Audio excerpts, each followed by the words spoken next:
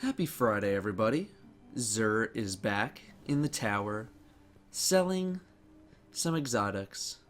So we're going to go take a look to see what he has for sale in this week number 6 of Zur. He's over in the tower hangar.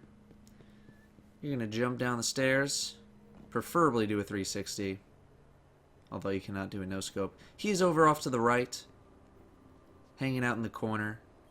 And let's see what he has for sale. Gonna start with the curios first, as usual. Auto rifle, pulse rifle, and scout rifle telemetries. These will level up your weapons a little bit faster than usual. They last 30 minutes. You can buy 5 for 1 strange coin. He's all about the primaries this week. The vehicle upgrades are emerald coil and stealth drive. These upgrade your rare sparrows only. That's the blue quality. The emerald coil will give you a greenish contrail, and the stealth drive will give you a red one. And as usual, 5 heavy ammo synthesis for 1 strange coin. Pretty good deal. But now we will move to the exotics while you are all here. And we'll start with the Titan armor piece, and that is the Armamentarium. This is a great Titan chest. The bonuses are not very flashy at all. More special weapon ammo, more heavy weapon ammo. But the main thing that we're going to be looking at is that extra grenade from Grenade Booster and the pure discipline stat roll. This one seems about average for a stat roll, 104. For raiding and endgame PvE content, this is, without a doubt, the best Titan exotic you can be wearing solely for that grenade boost. If you're doing Atheon, it works amazingly with Magnetic Grenade on Defender Titan, on those Praetorians. Fantastic chest piece for PvP as well. I use it for both PvE and PvP. I play a lot of control, so being able to completely lock down points with 2 lightning grenades, especially at the start of a match, is incredibly strong. I'm wearing it right now. It's maxed. It's good to go. If you are a Titan, you should absolutely 100% buy this because it is great. It's subclass neutral, it's got very raw and very potent effects. Highly recommended. We will move now to the Hunter Helm, and that is Achlyophage Symbiote. Hunters, you guys also get a very good exotic. This is the Gunslinger Helm. An extra golden gunshot is so insanely good I can't even begin to describe it. The top hunters in my clan all use this helm, and for good reason. Its other bonuses are so-so, increases grenade throw distance is okay, and more super energy from whenever you get a kill with a grenade is solid but not amazing. But you're obviously not taking the helm for the grenade bonuses, or even the discipline, which is about an average stat roll. That extra golden gunshot is so good for both PvE and PvP. If you're a PvPing gunslinger hunter, this is a very good buy, and I'm willing to say a must buy. Obviously, if you play as a blade dancer, this helm is of no use to you. You're going to be using Mask of the Third Man if you have it. But I know a lot of my hunter friends have both, since Mask of the Third Man has been on sale before, and all of my friends use Achlyophage. Buy this helm if you plan on being a hunter at all. It is great, especially as a gunslinger. Very recommended. Warlocks is not Sunbreakers, so that's good. That's 2 weeks in a row now, no Sunbreakers. Your exotic is Light Beyond Nemesis. And this isn't a terrible helm by any means, but it's a very situational helm. Yet again, you guys get strength on a helm. This roll is slightly below average, just very slightly, but Warlocks do probably gain the most benefit with strength out of all the subclasses, especially if you're a Void Walker.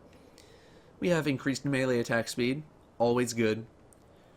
Regain health whenever you pick up an Orb of Light is so-so, kind of lackluster in my opinion, given the activities that you would be using this helm in conjunction with. The bonus here is Keeper of the Pack. You revive teammates faster, they revive you faster, and you spawn additional orbs for teammates. This helm screams 3v3 Crucible and strikes. I do not know if the spawning faster bonus stacks with something like Crest of Alpha Lupi, but your resurrections are so quick already.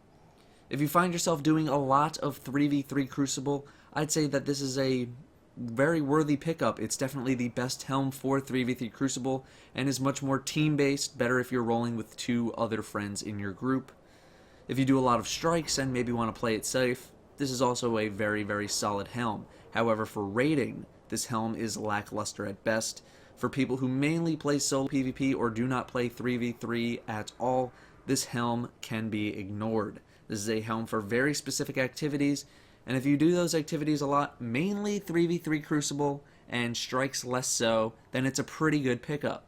But this is not a must-buy in any regards. I'm going to buy it just because I want to have a collection of stuff, and I have plenty of coins to spare. The weapon of the week for 17 strange coins is Truth. This weapon purchase will solely depend on what your current exotic of choice is and what weapons you use. If you have no exotic weapons or don't use exotics in the primary or special slot, and you're looking for a beast PvP rocket launcher, this is it. Bonuses are very well suited for PvP. Rockets from this weapon will detonate early based on proximity to targets, and rockets will aggressively track their targets. And when I say aggressive, I mean it is aggressive. Is this good for PvE? Sure, the blast radius is almost maxed along with most of the other stats. Vault of Glass is void damage based, so it'll definitely help there. However, the reason why this is not 100% super absolute must buy is because it all depends on your current weapon setup. If you can fit Truth into your PvP loadout, and you love PvP and using rocket launchers in PvP, then sure, definitely pick it up. It is by no means a bad weapon at all. In fact, it's very, very good. But if you're someone who likes their current exotic weapon setup in PvP, and you don't want to give it up for a rocket launcher, then you don't need to buy Truth, especially if it's just going to be sitting in your inventory just taking up a slot. This is totally up to you to buy, but like I said, it is a very, very good weapon. It all depends on how much you will be using it. Finally, the exotic engram is a chest armor for a random class for 23 motes of light. The exotic chests in the game right now include Heart of the Praxic Fire and Void Fang Vestments for Warlock, Crest of Alpha Lupi for both the Hunter and the Titan, the Armamentarium for the Titan, and Lucky Raspberry for the Hunter. Should you gamble? Well, both Warlock chests are very good, but Void Fang was on sale last week, so you probably picked it up there if you really wanted it. The Armamentarium is on sale now, so you should just buy it if you want it. The Hunter chests are not stellar, and you'll probably end up using a helm over the chest if you're a Hunter. So you got a 3 in 6 chance of getting a good exotic chest from the engram, but unless you really, really want to gamble for something like Heart of the Praxic Fire, you can probably save your motes of light, especially because it's just, it's a random chest armor. You don't know what you're going to get. It will always be exotic, though. But anyway, guys, those are your Xur exotics and recommendations for week 6. I'm going to go to bed now because it's 3 in the morning. Have a good weekend, all, and happy shopping.